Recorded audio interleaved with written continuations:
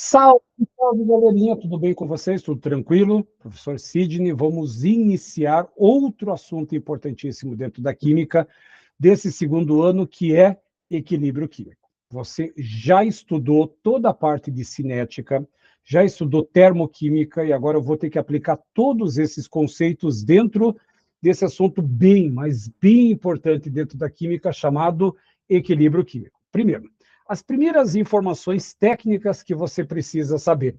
O equilíbrio químico é a parte da química que estuda as chamadas reações reversíveis.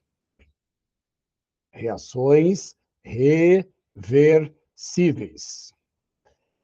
Esse é o primeiro processo. E, na realidade, não precisa ser bem uma reação. Professor, mas o que é um processo reversível? A princípio, o reversível é aquele que pode voltar ao estágio inicial. Vou te dar um exemplo. Se você pegar água e colocar dentro do freezer, ela vai congelar. Agora, se você tirar essa água do freezer, o que acontece? Ela volta a ser água líquida.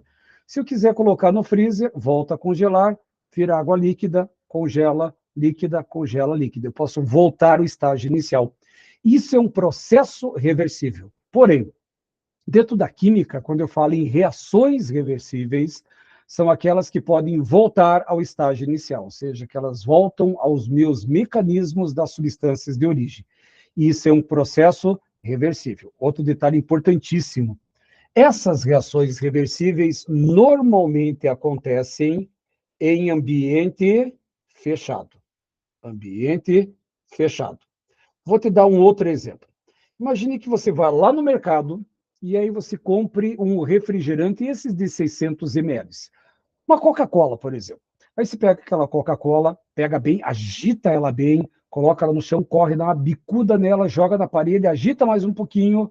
Só que se você olhar dentro do frasco, você percebe que não tem nenhuma bolha saindo. Aí o que você faz em seguida? Segura mais ou menos assim, ó, depois de agitar. E abra bem rápido a garrafa. O que vai acontecer? Você vai levar um banho, porque vai formar um chafariz de Coca-Cola. Mas como o ambiente está fechado, dentro do sistema fechado, eu tenho um esquema de equilíbrio químico, que está aqui. Então, equilíbrio é um processo de reação reversível. Tá, professor, e como é que eu vou mostrar uma reação reversível? Antes disso, eu vou pegar aqui uma reação em que o metano ele reage com o oxigênio gasoso e ele vai produzir gás carbônico e moléculas de água. Você já estudou essa reação lá na termoquímica e você vai me dizer que essa reação é uma reação de combustão. Olha o sentido dessa seta. A combustão é um processo irreversível. Quer outro exemplo? Pega uma folha de papel, segure ela assim e coloque fogo nessa folha de papel. O que vai formar? Cinzas. É possível você pegar essas cinzas e voltar a ser uma folha de papel original? Não. Lá você tem um processo irreversível. Nossa, botei um prego lá fora no relento e esse prego enferrujou. É possível pegar esse prego enferrujado e voltar a ser o metal novo de novo? Não, não pode. Então, isso é um processo irreversível.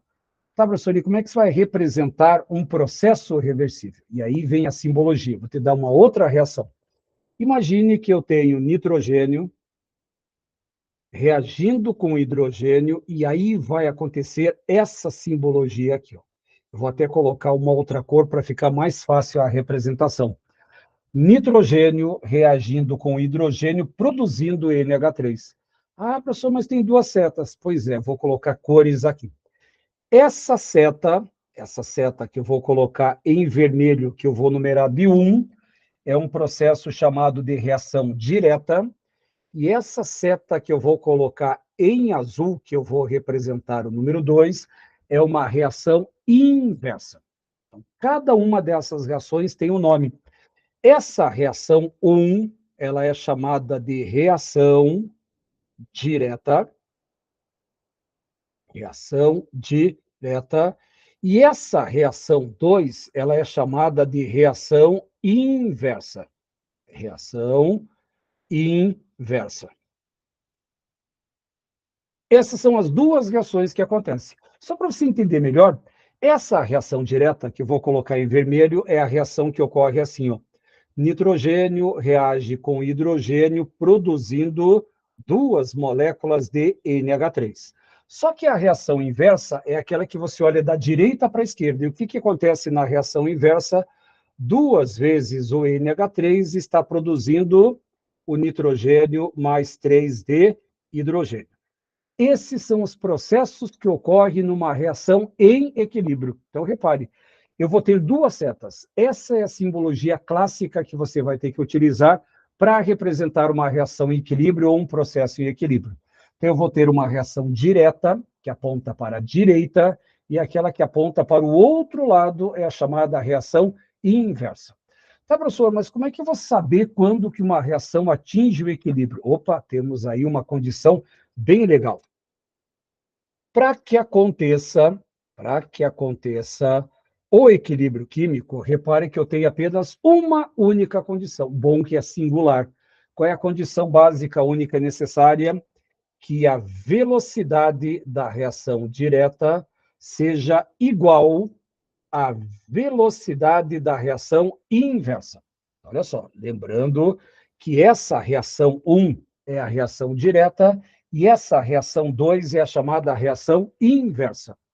Em que momento eu vou ter o equilíbrio químico? Quando a velocidade da reação direta se iguala, ou seja, o número de moléculas que reage do reagente tem que ser a mesma que volta. Ou seja, no final das contas, dá uma sensação que a reação parou, mas não. Olha só, à medida que o nitrogênio vai reagindo com o hidrogênio, vai produzindo amônia. Mas à medida que a amônia vai sendo produzida, ela se decompõe novamente em hidrogênio e nitrogênio. E a reação volta a acontecer. Nitrogênio mais hidrogênio NH3. O NH3 volta para o início, termina, volta. É um processo cíclico. Isso é um processo em equilíbrio. Só que tem um detalhe. Na hora que você percebe que a condição para ter um equilíbrio é que a velocidade seja igual à reação inversa, direta igual à inversa, eu posso representar essa condição na forma de gráficos. E eu vou ter dois gráficos que eu poderia representar. Primeiro gráfico, agora cuidado com o que você for trabalhar. O primeiro gráfico, eu vou colocar velocidade versus tempo. Não é temperatura, é tempo. E o que acontece no gráfico velocidade versus tempo? Você vai perceber que vai ter alguém que começa com uma velocidade alta e vai se estabilizando. Quem que começa numa velocidade alta e vai diminuindo? Produto ou reagente? Lembra lá de cinética? Quem começa numa concentração alta? Reagente. Só que à medida que a reação vai acontecendo, a concentração do reagente vai diminuindo. E se diminui a concentração do reagente, o que acontece com a velocidade? Vai diminuindo. Portanto, essa curva que eu vou colocar em vermelho diz respeito ao V1, que é essa reação aqui. Agora, em contrapartida, a reação inversa ela vai começar lá do mínimo e vai aumentando até encontrar essa curva do V1. Então, isso aqui corresponde ao V2.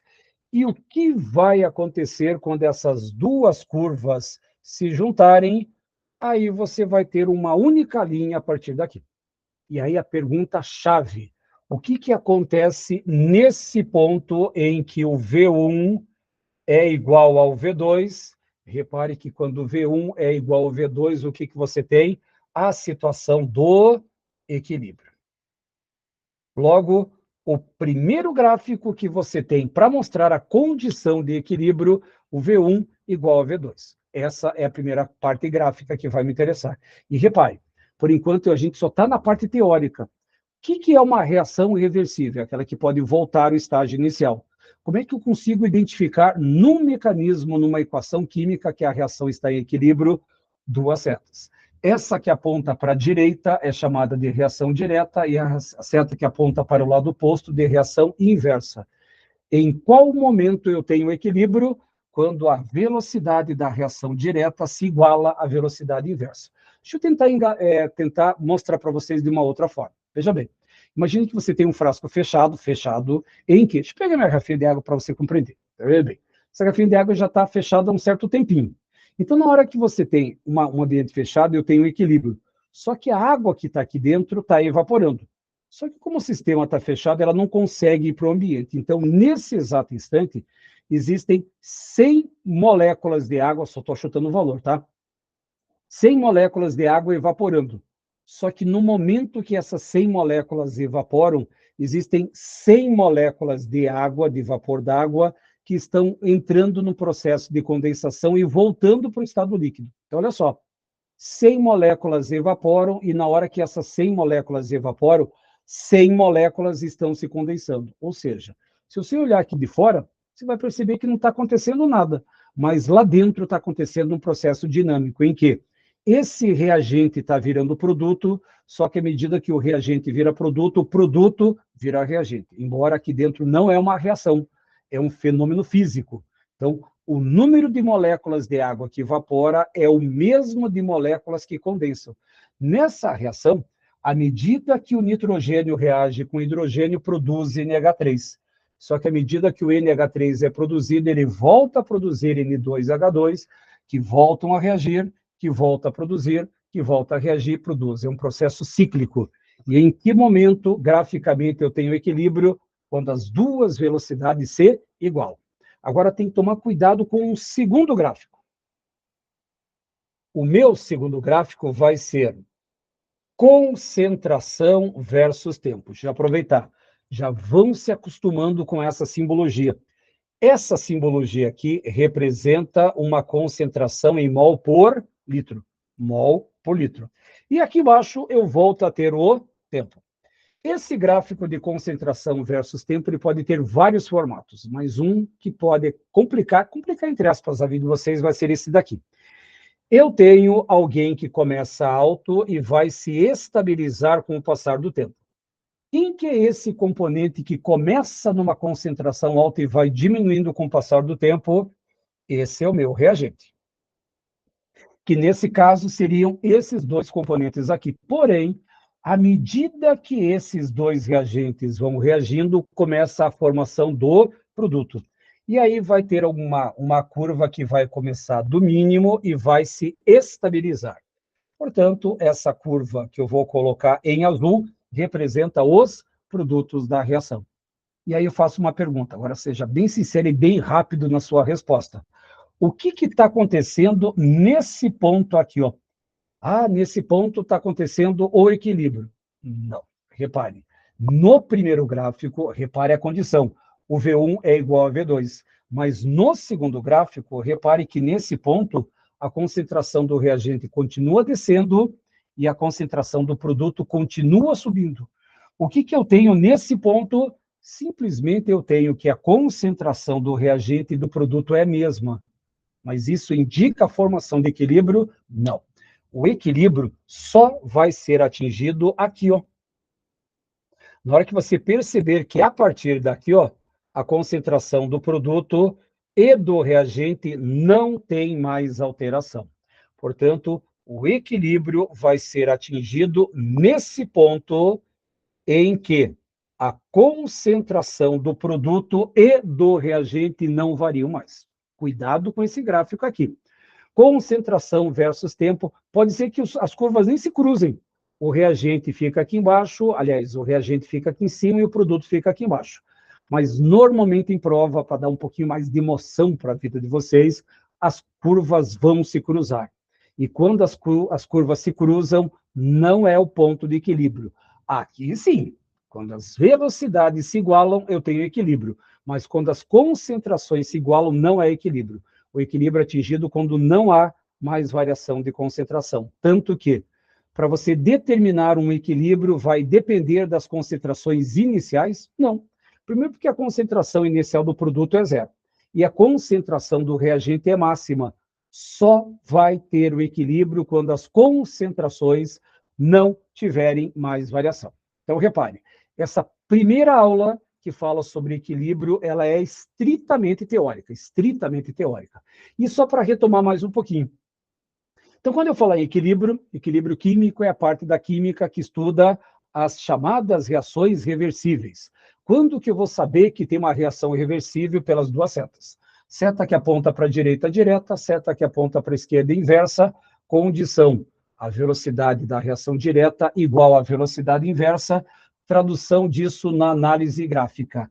Velocidade versus tempo, quando as duas velocidades se igualam. Concentração versus tempo, quando as duas concentrações, tanto de produto e reagente, não têm mais variação. Aí você tem a situação de equilíbrio. Gente, espero que essas informações te ajudem, pelo menos nessa parte inicial, a compreender essa fantástica matéria chamada equilíbrio. Um grande abraço, fique com Deus e até a próxima semana. Tchau, gente, se cuidem.